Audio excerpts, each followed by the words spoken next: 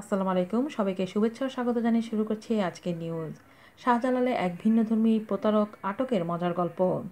Police officer প্রতারক ধরেছেন। Sir ছাইড়া দেন, ব্যবস্থা করে দিব। কি ব্যবস্থা করবি? 1 লাখ। ধুরো, তুই তো ফৈন্নি প্রতারক। আপনি বলেন স্যার কত দিমো? 5 লাখ। আচ্ছা 2 লাখ দিমো স্যার। 6 লাখ। কি কোন স্যার, এই না বললেন 5 লাখ? 7 লাখ। ঠিক আছে আগেরটাই সই, 5 লাখ দিমো স্যার। প্রতারক মফিজ তার বউকে ফোন করে দ্রুত 5 লাখ টাকা নিয়ে আসতে বলেন। এসব কাণ্ড দেখে প্রতারণার শিকার উপস্থিত দুজন ভিকটিম মন খারাপ করে চোখ কপালে তুলে বসে থাকেন। বউ টাকা নিয়ে আসার ফাঁকে আসুন মফিজ মিয়ার গল্প শুনি। দেখতে দেখতে ঢালিউড টালিউড ফেল। অফিসিয়াল কালো ব্যাগ বগলে নিয়ে এয়ারপোর্টের সামনে ভিজিটর বেশে ঘুরে বেড়ায় মফিজ। বিদেশ থেকে আগত গ্রামের নিরীহ যাত্রীরা তার টার্গেট। যাত্রী পার্কিং এরিয়ায় আসলেই পিছু নেয়। একসময় পাশে হাঁটতে হাঁটতে খুব স্মার্টলি উপদেশ ছাড়েন, এই যে ভাই আপা, বিদেশি টাকা থাকলে তাড়াতাড়ি কাগজে মুড়িয়ে নেন, এখানে কিন্তু সরকার সেন্সর মেশিন বসিয়ে রাখছে। মেশিনে ধরা পড়লে এত কষ্টের টাকা শেষ রেখে দিবে।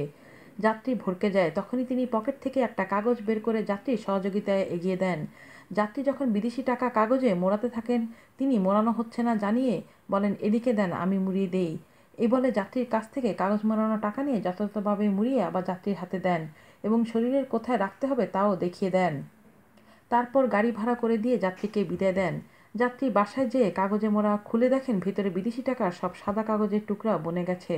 দারুণ ম্যাজিক, তাই না? মফিজ মিয়ার বউ এখনও ঘুষের 5 লাখ টাকা নিয়ে পৌঁছায় নাই, তবে কাছাকাছি চলে এসেছে মর্মে আপডেট জানিয়েছেন। আসুন এই অল্প সময়ের মধ্যে আমরা ওনার ম্যাজিকটা রিভিল করার চেষ্টা করি। যাত্রী যেই কাগজের মোড়াটা বাসায় নিয়ে গেছেন সেটা পূর্ব থেকে মফিজ মিয়া শার্টের নিচে বগলে চেপে রেখেছিলেন। যাত্রীর হাত থেকে অরিজিনালটা নিয়ে মোড়ামুড়ি করে মুহূর্তে যাত্রীকে বলেন, এই যে এইভাবে বগলে লুকিয়ে রাখেন। অভিনয় করে দেখাতে গিয়ে তড়িৎ গতিতে অরিজিনাল মোড়াটা নিজ শার্টের ভেতর ছেড়ে দিয়ে বগলের নকলটা বের করে দিয়ে দেন। এরকম বহু যাত্রীর অভিযোগ শুনে পুলিশ অফিসার তাকে ধরার প্ল্যান করেন। পুলিশের একাধিক নারী সদস্যকে তিনি বোরখা পরিয়ে বিদেশ ফেরত যাত্রী সাজিয়ে ট্র্যাপ বসান। মাসাধিককাল চেষ্টা করেও ব্যর্থ হন। মাথায় রক্ত চেপে যায়। দুজন ভিকটিমকে খবর দিয়ে নিয়ে এসে পার্কিং এলাকার সিসিটিভি ফুটেজ নিয়ে বসেন। ঘণ্টার পর ঘণ্টা পর্যবেক্ষণ করে ভিকটিমদ্বয় আজ মফিজকে শনাক্ত করেন। ওহ সরি, এদিকে মফিজ মিয়ার বউ ঘুষের টাকা নিয়ে পৌঁছে গেছেন। মফিজ মিয়ার হাতে টাকার বান্ডিল, মুখে আমতা আমতা হাসি। পুলিশ অফিসারের দিকে তাকিয়ে, স্যার একটু সমস্যা হয়ে গেছে। বউর কাছে 5 লাখ টাকা রাখছিলাম, 1 লাখ মাইরা দিছে। তো আমার আজকের ইনকাম 21,000 সহ এখানে মোট 4,21,000 হয়েছে। মাইনা যান স্যার। প্রথম ভিকটিমকে দেখিয়ে ওনার কাছ থেকে কত নিছো খেয়াল আছে? বাংলা টাকায় 70,000 হয়েছিল স্যার। দেনা পাওনা রাখতে নেই, গুনে নিজ হাতে বুঝিয়ে দাও। আপনারটা কমে যাবে না স্যার।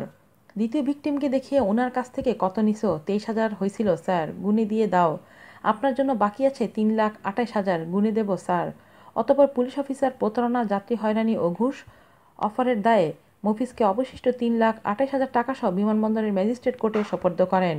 অতিরিক্ত পুলিশ সুপার আব্দুল রহমান তিনি এয়ারপোর্ট এপিবিএন এর গোয়েন্দা শাখা দেখেন। Proud of you man. আজ এই পর্যন্তই, ভালো থাকবেন। আল্লাহ হাফেজ।